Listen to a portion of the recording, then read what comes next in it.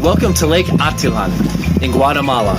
A step away from urban living, the stresses of daily life, and even the internet. You can see even here at Lake Atilan, which was once a crater now filled in with rainwater, surrounded by the volcanoes, you are certainly cut off from the rest of civilization. Surrounding towns may still have the hustle and bustle of produce, taxis, and tourists, but here at the Mystical Yoga Farm, our main focus is meditation, yoga instruction, and sustainable farming.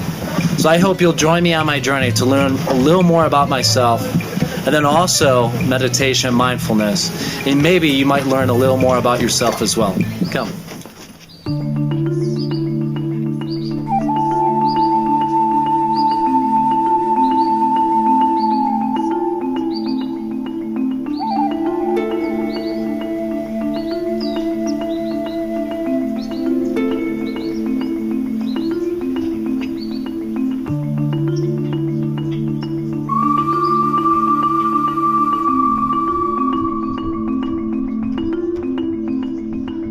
It was in May of 2011 when I went to Costa Rica, and I decided to let all that I know, or I think I know from previous upbringing, let all that go and just follow my heart.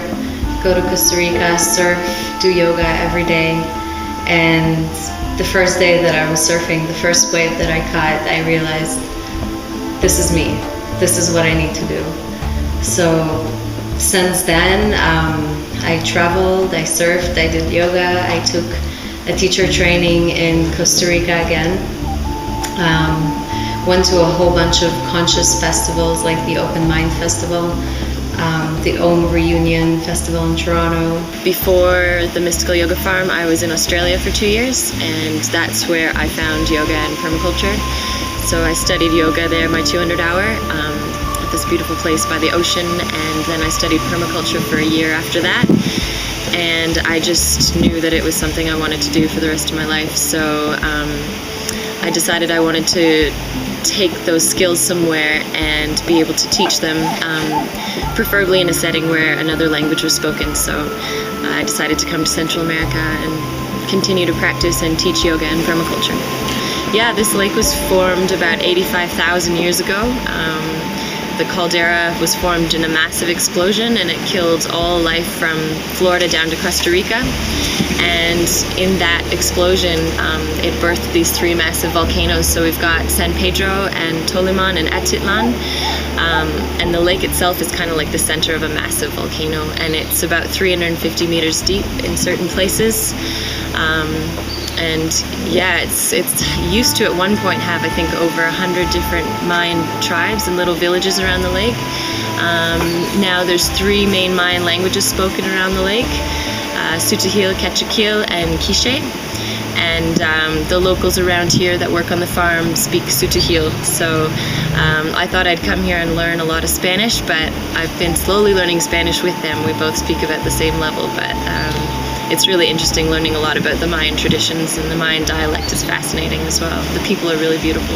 And the allure of coming here for me was learning from so many people. We have so many incredible people passing through this farm who are attracted for various reasons, and I've met some of the most amazing people I think I've ever met in my whole life at this farm. And so taking a little piece from every person who passes through has been an incredible gift.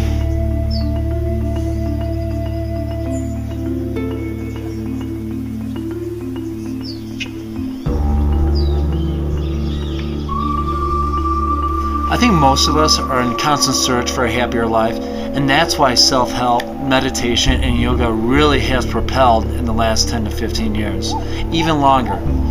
But I think as people try to erase a lot of the stresses around themselves, they forget about the one thing that's most important, really looking into themselves. I got married when I was 19, and it wasn't easy. 4 years of a lot of learning and trial and error, and then I also finished college for social work, and I was working at a group home with individuals with different abilities, all kinds of behavioral patterns that are in need of like strict control. So a lot of learning there as well, but very difficult. And that was actually quite an amazing experience.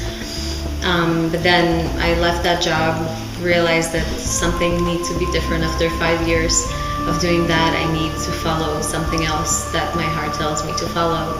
Wasn't sure what it was, but I left my husband, became, the explorer of life, and just went with whatever felt right. My parents are very free-spirited, and they like to travel, but they always like to come back to home. I guess they married young and had kids young, and so one lesson I took from them, even though they kind of taught it indirectly, was that I really wanted to figure out who I was and establish myself first before establishing my family and my roots. I remember that day, it was freezing in Toronto, and I was on my way to work.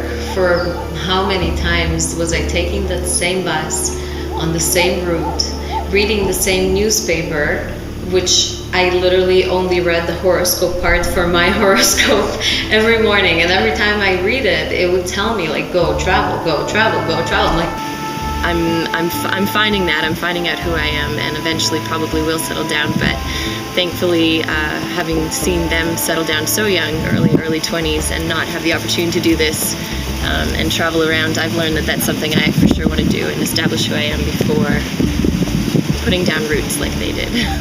And I need to do what I need to do. And I booked that ticket, spent all my savings, and came back and didn't have a job, didn't want to go back to the job I had, and I just said I'll do whatever it takes, but I'm not going back to that lifestyle. I'm gonna follow my heart.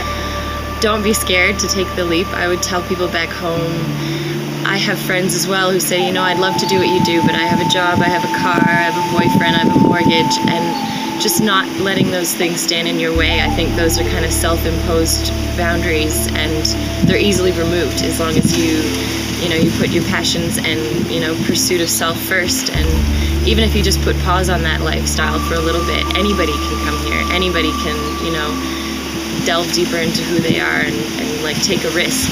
And I promise that risk taking is so worth it. And that was about the time that I started doing yoga and, started a new life, left those jobs, and then went to Costa Rica. And the way I think myself through this process of diving into the unknown is just diving into the unknown because it feels right. Like trusting that feeling inside of you that, although it seems irrational to everyone, including myself, there's something within me that tells me that this is actually the right thing to do. And just trusting that crazy feeling because it just feels like the right thing to do. And that's just embracing the unknown.